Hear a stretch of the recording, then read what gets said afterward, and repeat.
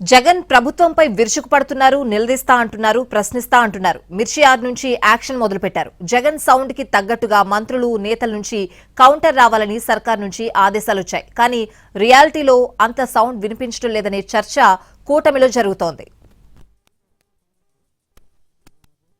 YCP ఈసారి ఎన్నికల్లో 11 సీట్లకే పరిమితమైంది.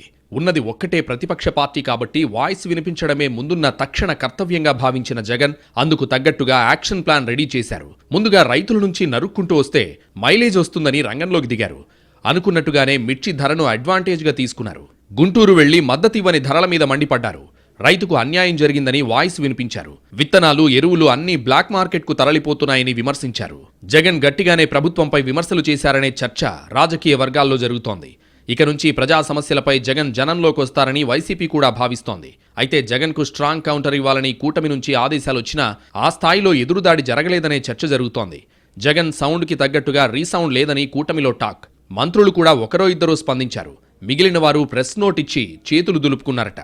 మంత్రులంతా కీలక విషయాల్లో స్పందించాలని సీఎం చంద్రబాబు పదే పదే చెబుతున్నారు. వైసీపీ విమర్శలకు కౌంటర్లు సిద్ధం చేసుకోవాలని సీరియస్గా ఆదేశాలిచ్చారు. అయినా కూడా మంత్రులు తూతూ మంత్రంగా స్పందిస్తున్నారనే టాక్ వినబడుతోంది. అది కూడా టీడీపీ ఒక్కటే విమర్శలు చేస్తోంది. జనసేన అసలు స్పందించడం లేదంటున్నారు.